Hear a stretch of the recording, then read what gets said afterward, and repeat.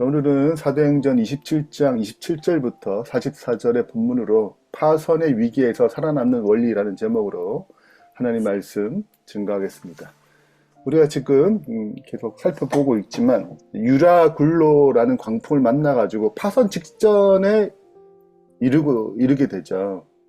그 중에서 276명이 그 배에 탔는데 그들이 살아남기 위해서 필사적으로 몸부림치는 내용도 나옵니다. 그때 사도 바울이 하나님의 사자를 통해서 다 살아남을 것이다 라고 얘기하죠. 여하튼 이 극한 위기의 상황 가운데서 하나님께서 보여주시는 구원의 원리, 살아남는 원리가 무엇인지 네 가지를 좀 살펴보겠습니다. 첫 번째는 이제 하나님의 뜻을 선택하는 것입니다. 언제나 위기 가운데 있을 때 내가 하나님의 뜻에 있는가, 하나님의 뜻을 벗어나 있는가, 이게 굉장히 중요한 체크거든요. 고난 중에 있을 때 내가 하나님의 뜻에 있는가?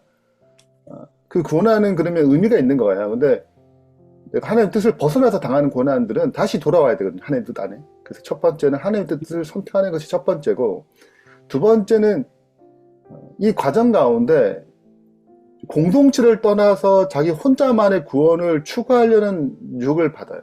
대부분 다 실패하거든요. 이런 것들은. 공동체 안에 있을 때 이제 구원이 일어나는데 자꾸 믿음의 공동체를 벗어나려고 그래요. 그래서 이기적인 자기 구원을 버리는 것. 그다음 세 번째는 우리가 힘들고 어려울 때는 밥맛도 없고 그렇죠. 그래서 이제 건강을 챙겨야 되거든요. 이 세 번째 파트. 네 번째는 계속 그 뜻을 유지하는 과정이 필요합니다. 왜냐면 이 뜻을 벗어나려고 이제 뜻을 선택하고 그 안에서 벗어나려고 하는 유혹을 받기 때문에 계속 하나님의 뜻 안에 있는 것이 중요해요. 그래서 이 네 가지 좀 다시 한번 살펴보겠습니다. 자, 첫 번째입니다. 이게 가장 기본적 원리인데 하나님의 뜻을 선택하는 것입니다. 파선의 위기에 있는데 실은 모든 혼란의 시작점은 무엇이냐면 하나님의 뜻을 벗어나서 자기 뜻, 자기 생각대로 한 거예요. 자기 욕망대로 선택해서 그렇습니다. 분명히 바울을 통해서 이번 향해는 굉장히 위험하다. 그래서 미향에 있는 것이 올바르다라고 경고를 전달했어요. 그러니까 그들이 생각할 때, 그들이 생각하는 전문가를 통해서 더 편리하고 더 합리적으로 보이는 길을 선택했습니다.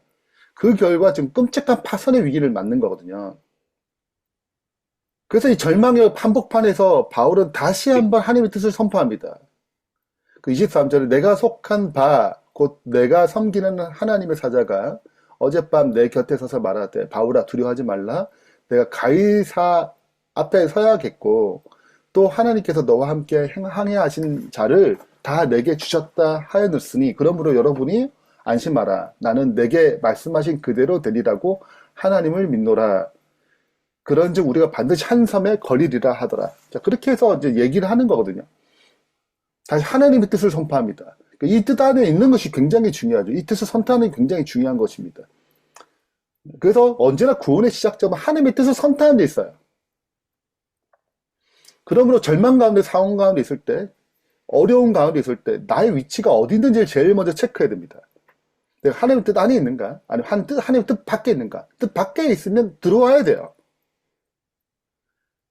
다니엘이 사자굴에 들어가 있잖아요. 근데 그가 사자굴에 들어갔을 때라도 하나님의 뜻 안에 있기 때문에 그곳이 안전한 것입니다.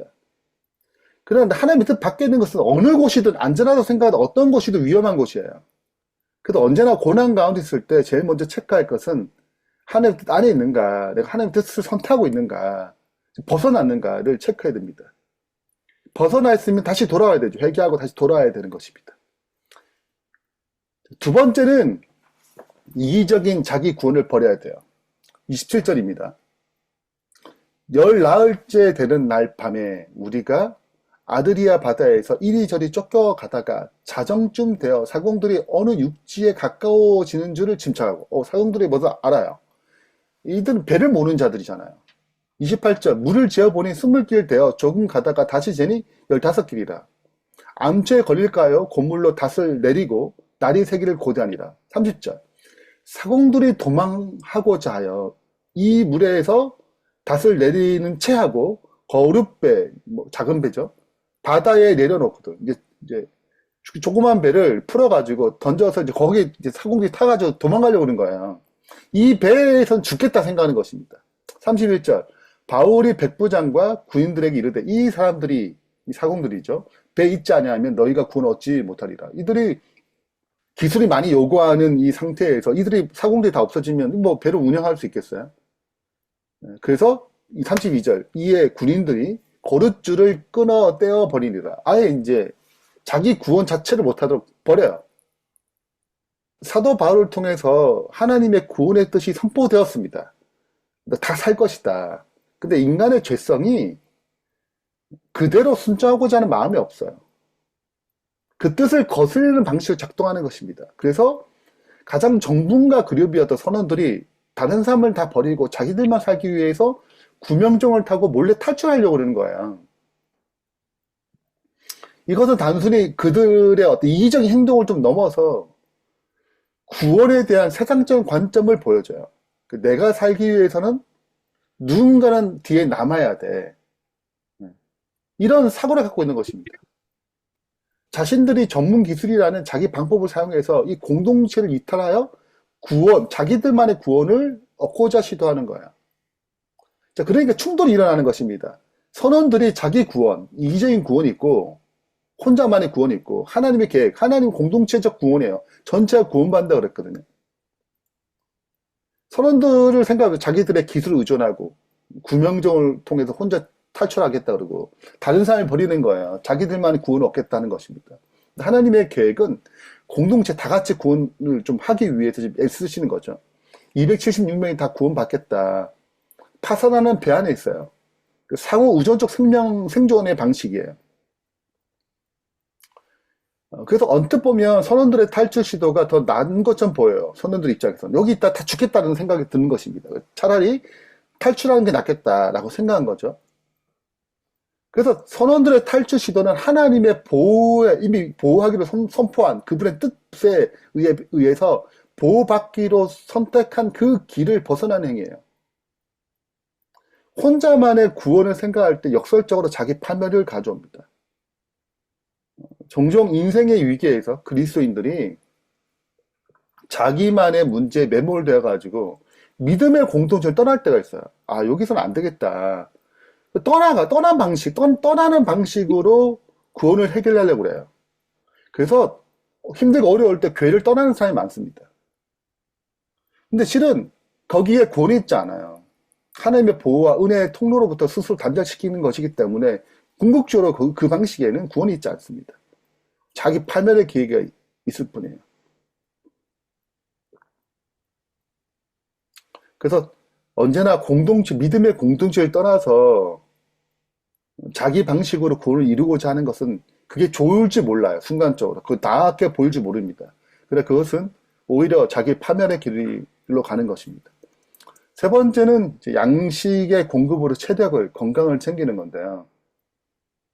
33절에 날이 새어 가며 바울이 여러 사람에게 음식 먹기를 권하여 이르되, 자 보세요. 굉장히 중요한 내용은 이제 사도 바울이 주도권을 가져요. 이런 거는 백부장이 해야 되지 않아요? 선장이 해야 되지 않아요?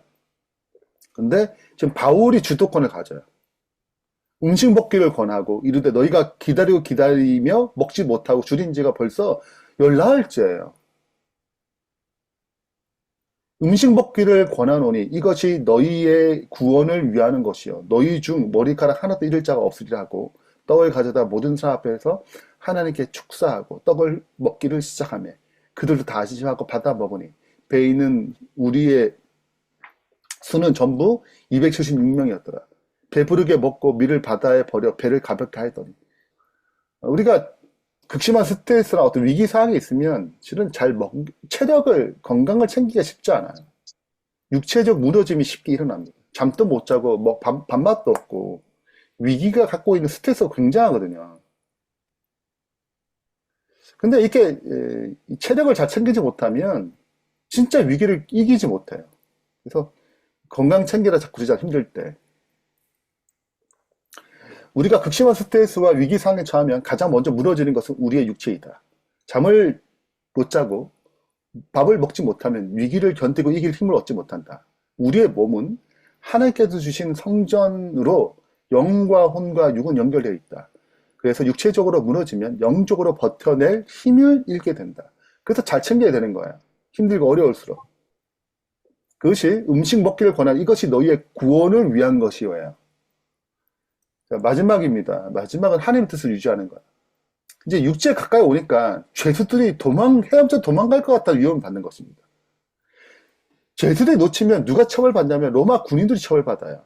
그래서 이게 배 같은 건 이제 죄수들을 이제 이송할 때 이게 반항하거나 위험이 있으면 그들을 즉각 죽이는 것이 사형을 처하는 것이 권한이에요. 그래서 그들 놓치는 것보다 죽이는 것이 낫다고 생각하기 때문에 지금 군인들이 죄수들이 헤엄쳐 도망갈까 하여 그들을 죽이는 것이 좋다고 생각하는 것입니다. 그 죄수에 바울도 있어요. 자, 그러니까 43장 이 백부장이 딱 보이는 것입니다. 백부장이 바울을 구원하려 하여 그들의 뜻을 막았어요. 그래서 조치를 취하는 것입니다. 백부장은 지금 이 상황을 보니까 단순히 우리가 지금 사는 방식이 죄수를 처리해서 사는 방식이 아니에요. 지금 바울의 목소리에 생명이 걸려 있으면 알게 된 거예요.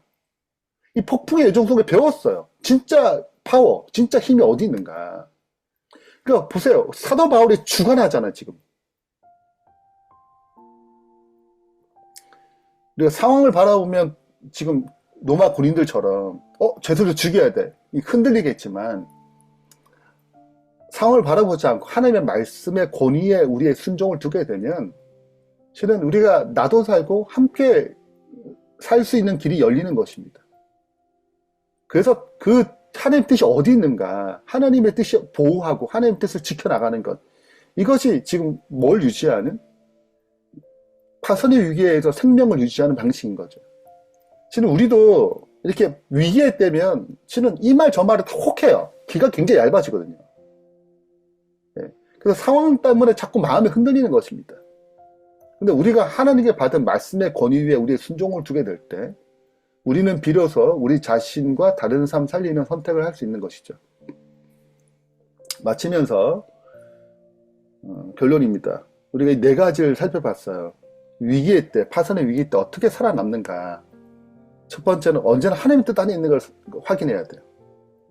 그리고 내가 이기적인 어떤 선택을 하는 것이 아닌가, 이기적인 자기 구원을 위해서 하는 것이 아닌가, 공동체를 떠나서 이런 유혹에서 빠지지 않나. 그리고 내가 지금 잘 챙기고 있는데 체력을 잘 챙기고 있는가. 그리고 마지막으로 내가 하나님의 뜻을 유지하기 위해서 상식과 합리가 아니고 그분의 말씀에 순종하고 있는가. 그렇게 될 때 우리의 인생이 때로는 산상조각처럼 나가는 그런 위기처럼 느낄 때가 있어요. 네, 우리가 이런 원리를 가지고 나갈 때 파멸하지 않고 한 사람도 낙오됨 없이 하나님 원하시는 영원한 생명의 해안에 이를 줄 믿습니다. 이러한 원리를 붙잡고 또 살아가는 주의 백성 되길 바라면서 말씀 마치겠습니다.